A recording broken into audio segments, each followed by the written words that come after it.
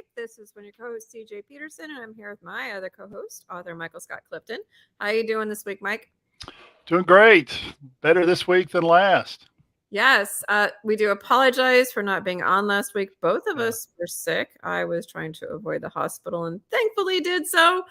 Meanwhile, Mike, you and your wife got smacked with something else too. What'd you guys get hit with? This RSV respiratory stuff that's going around, and it's not the flu, it's not COVID, but it's somewhere in between. It's uh, not a pleasant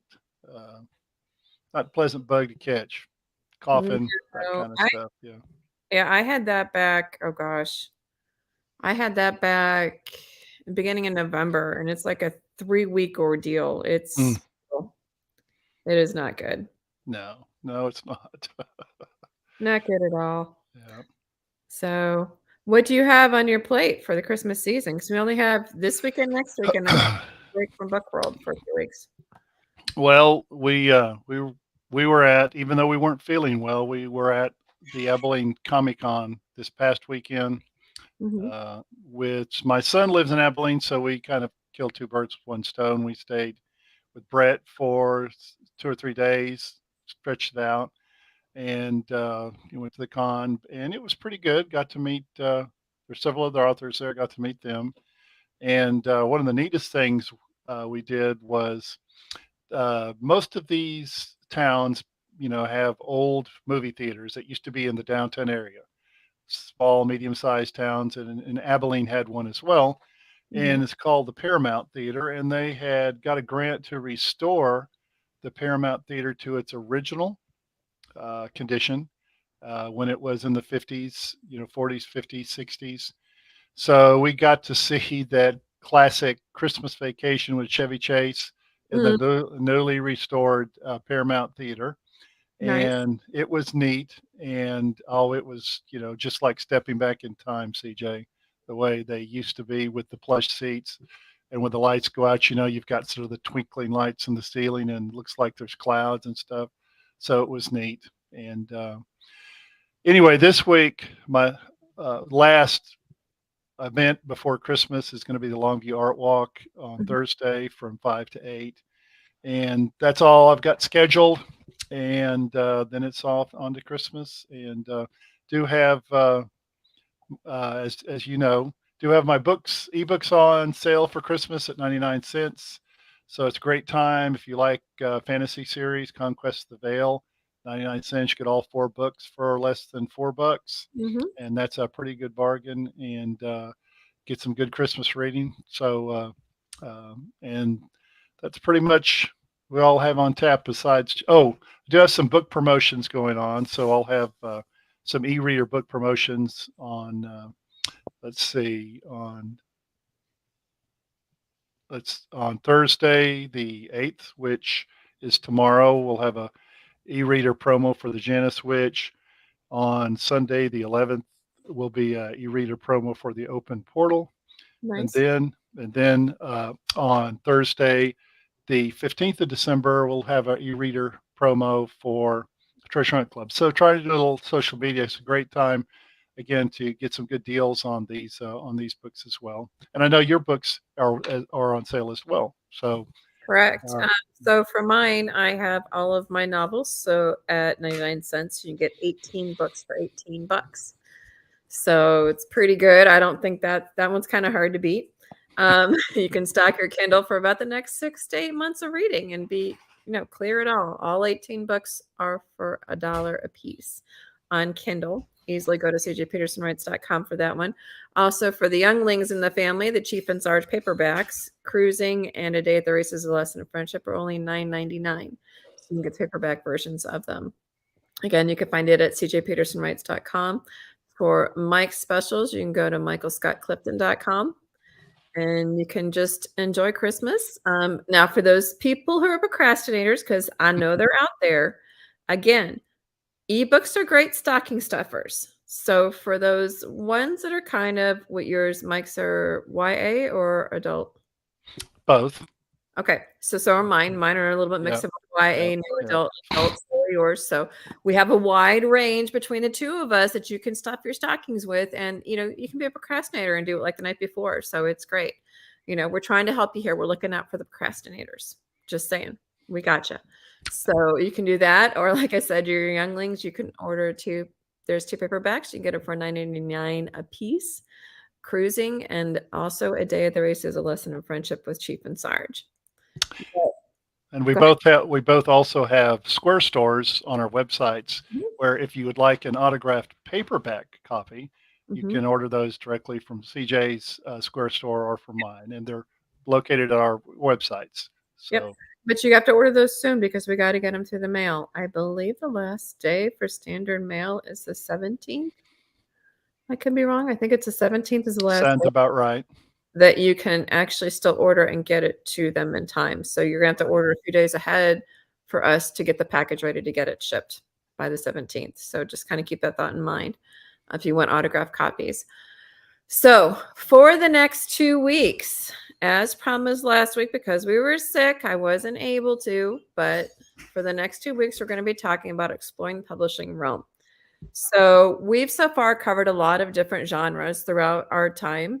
This is now our second season. So in these 2 seasons, we've met lots of authors. We're going to meet lots more authors in the next coming year. We're already scheduling into April and May. So we're got you covered on your different genres. But you finally decided as a reader to write. You wanted to write the book that you've always wanted to read. That's what we always say. Write the one that you want to read. And during that time, you've gotten this book. So now where do you go? Now what do you do? Well, I hate to tell you this, but writing is actually the easy part. So there's that. Is it going to do it? Okay. So where to start? You have, oh, you're so sweet. What is it? Yay, she got me a peppermint milkshake. Sorry. That's my daughter. Not sorry. So where to start? You have a book written now, what? You look at the first one that I always like to put a little bit of funnies in the beginning. Aspiring writer hoping to be published one day. You're all nice and clean cut. And the next frame below it. Published author after years of dealing with contracts, deadlines, writer's block, conventions, editors, publishing companies. You tend to lose sanity. The middle one, when someone just says, why can't you just get your book published? Oh my gosh, what an idea. Why didn't I think of that? Well, hello, we're trying. The third one, trying to get a publisher's attention is not always an easy task. So where do you start? You start with editing. Editing options. Mike and I have talked about critique groups. They're groups of authors who offer insight into your work. You have multiple eyes on the document, usually one chapter at a time is how he does it. They can be brutal and discouraging, but they will be honest and they will help you in making sure that your book is an excellent fit. I know that, Mike, that's how you do your editing. For me, I'm a little bit more protective of it. So I go through a professional editor. It doesn't matter which option you want, as whatever fits you. No path is exactly the same, I guess, is what we've kind of trying to have been explaining this whole time that we've been on. I do professional editor. If you do, you need a copy and a content editor. Copy editor is your grammar person. That's your grammar Nazi. You want to make sure that, everything your I's are dotted, your T's are crossed, and you don't have the wrong than or the wrong your or the wrong to, etc. And then there's content editing. And that's your consistency. Are they blonde in the beginning and they're blonde at the end and no hair color on the in-between? You need to make sure that everything is consistent all the way through and that you're using the right form of different words. Your work and your ideas stay private. That's why I prefer to do that. There's also 2 more sets of eyes on your document, and a critique group, you have multiple sets of eyes. So the more eyes you have on your document, the people that you have to trust, whatever circle you go to do the editing, you have to be able to trust them. Right.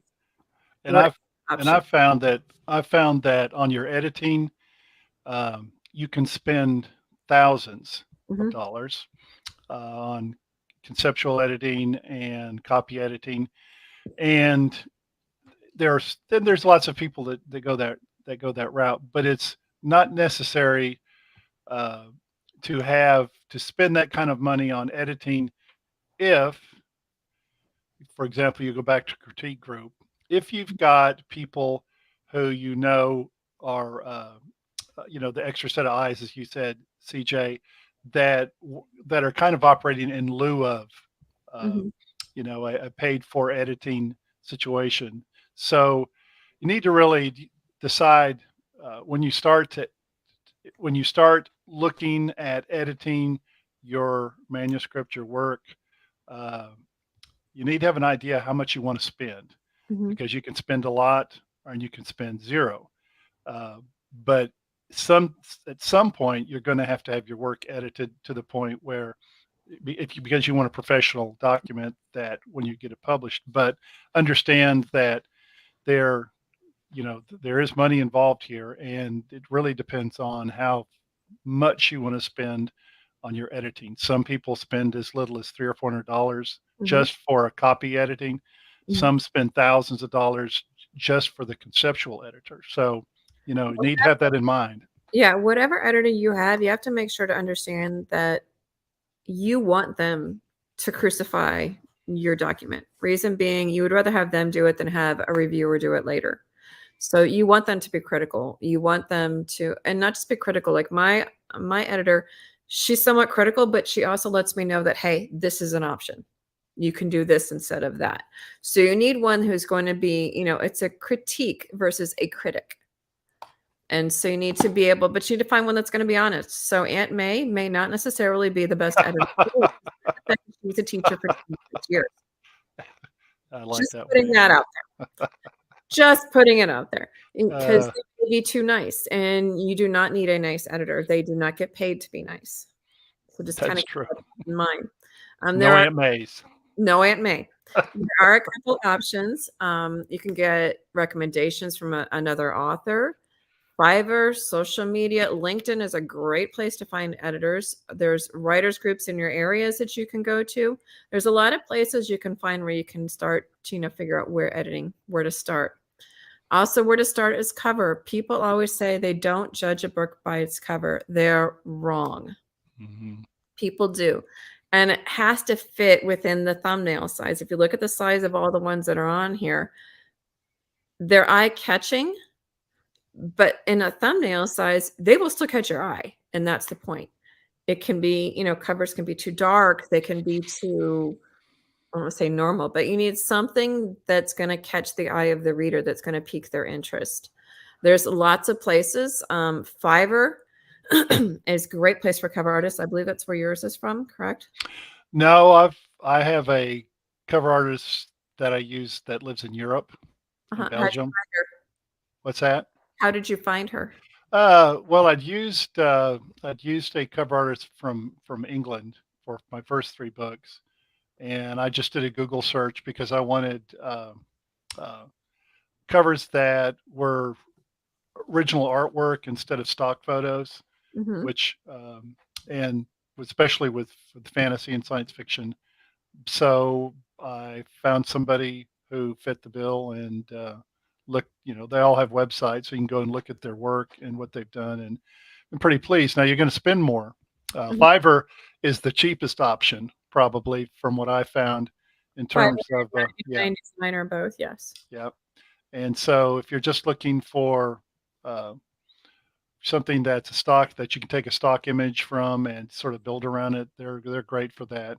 Hmm. But they and I think too, you have to make sure that whatever your cover is, it fits the Hmm. genre And that it's you cool. are, yeah, that you're writing. Make sure that it's, if it's fantasy, you don't need a, bodice busting romance book cover.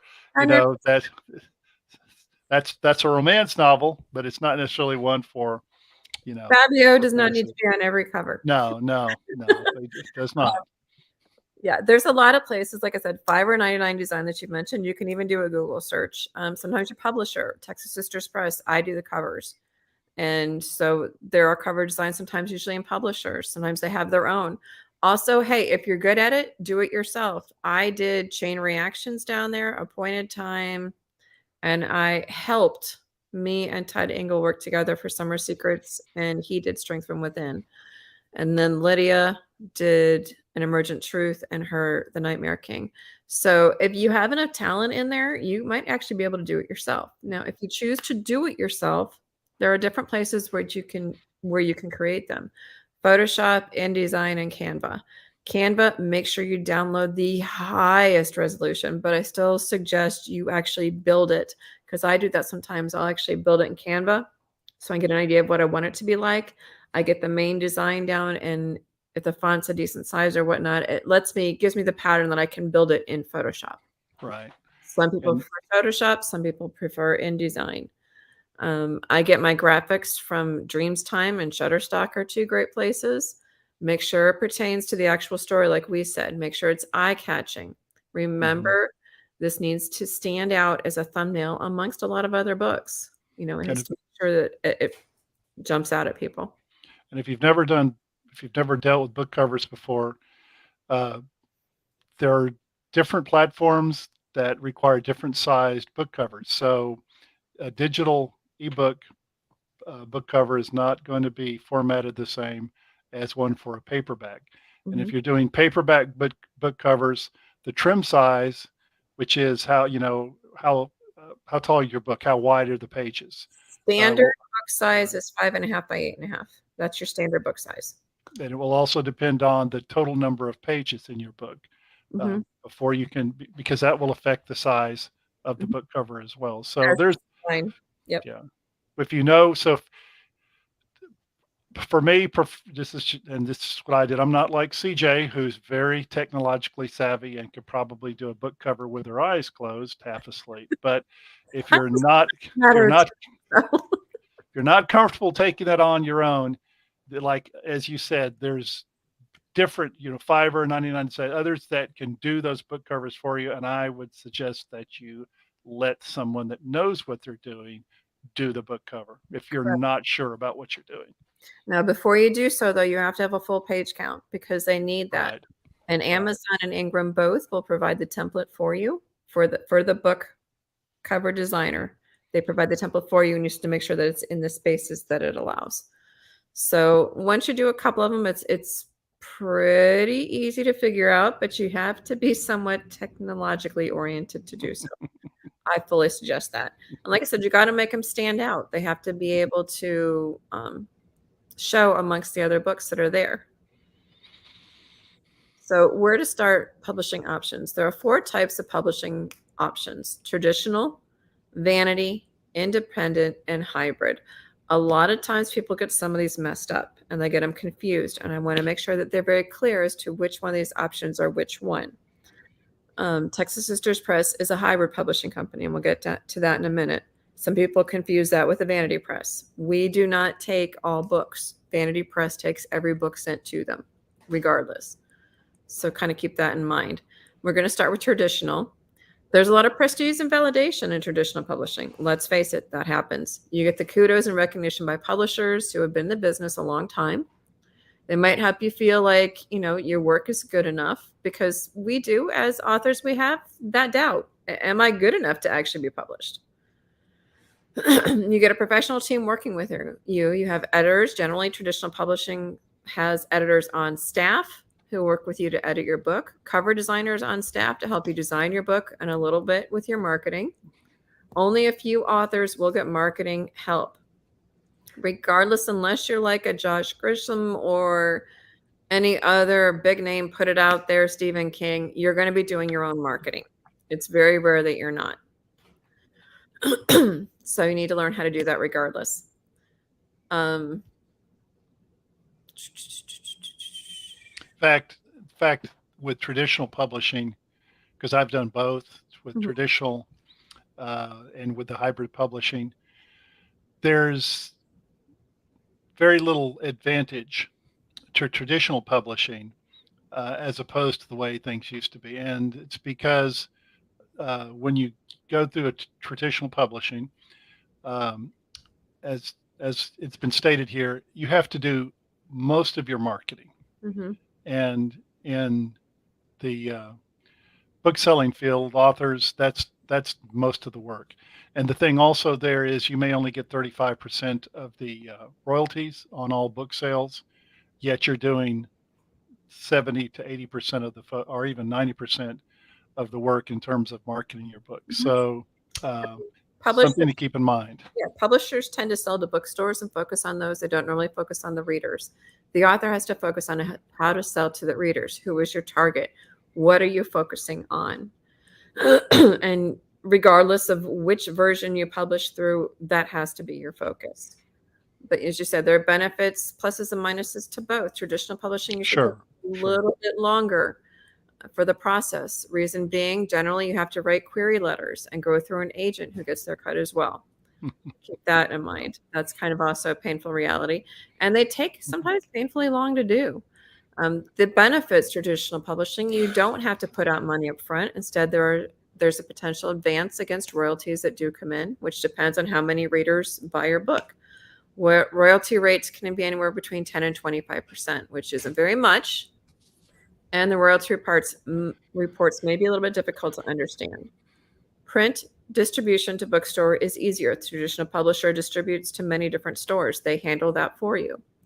It is, again, a very slow process. From the time you get a contract to publication, it can take years to see your book in a bookstore. And that's brutally painful because you kind of think you're done once you've written it, but you're not.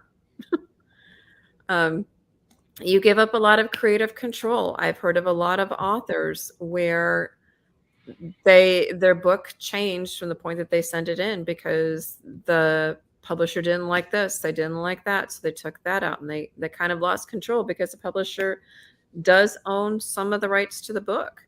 Some of the contract clauses can be problematic for the author. Make sure you have a lawyer go through it before you sign one. Most times you can also lose copyrights to your work for a period of time. And that's something to remember with traditional publishers. You will lose a portion of your copyrights for a decent amount of time until you reach whatever goal is within there. So make sure a lawyer goes through that thoroughly. Anything else on traditional you can think of, Mike?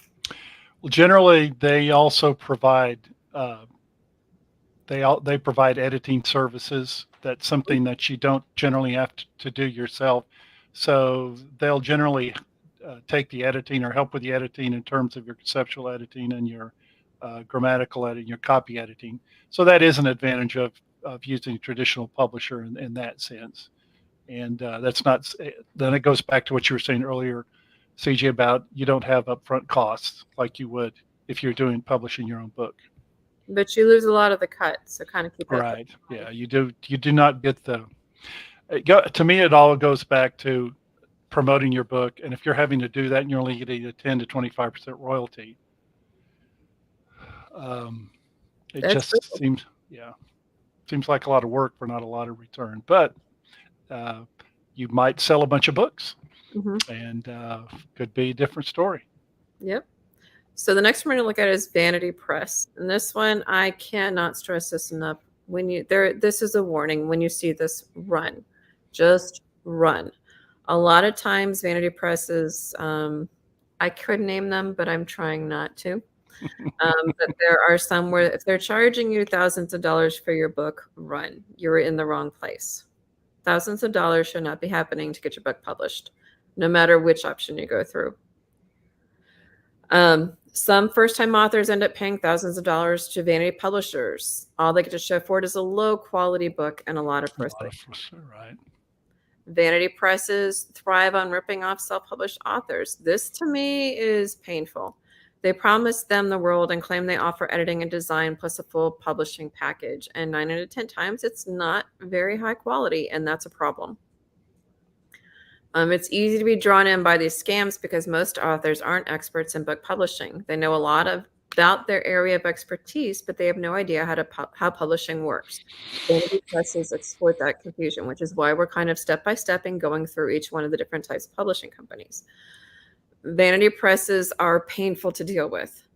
A vanity press, also refers to as a vanity publisher or subsidiary publisher, is a company that will publish anything for anyone who pays them. There are no editorial or creative standards. It's simply a company that prints books for people. Be very, very, very, very careful.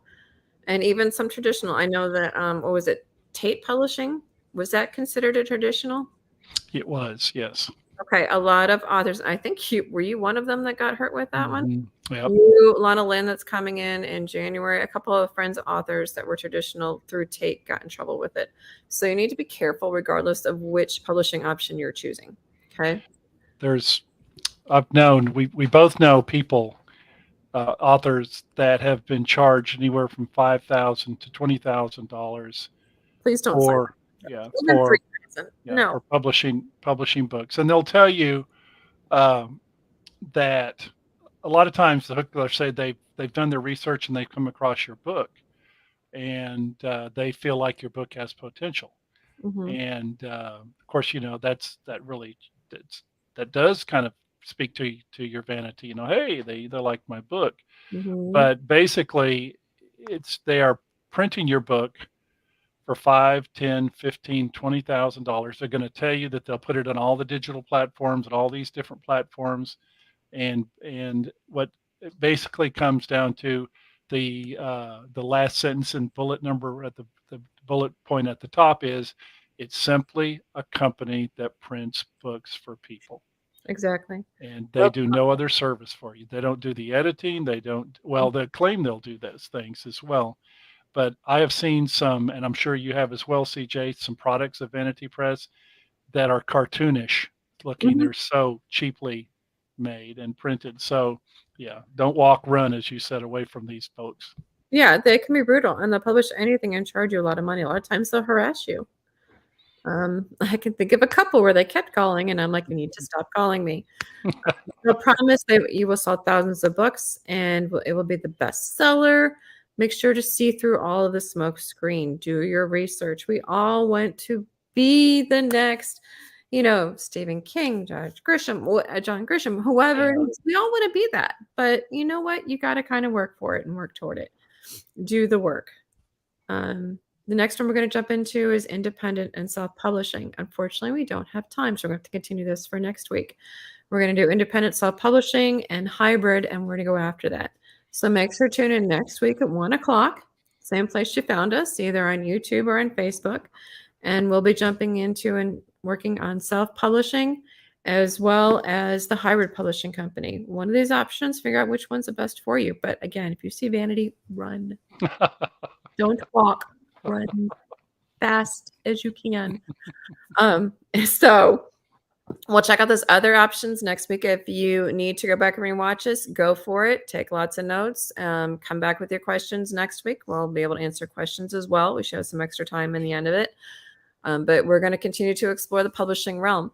You can start the new year off looking for a new publishing company for your book that you've written. So we'll see you guys next week. In the meantime, again, you can get some great deals on Mike's website for Christmas at michaelscottclifton.com, as well as mine, cjpetersonwrites.com, and fill those stockings and presents under the tree with giving people the gift of an adventure.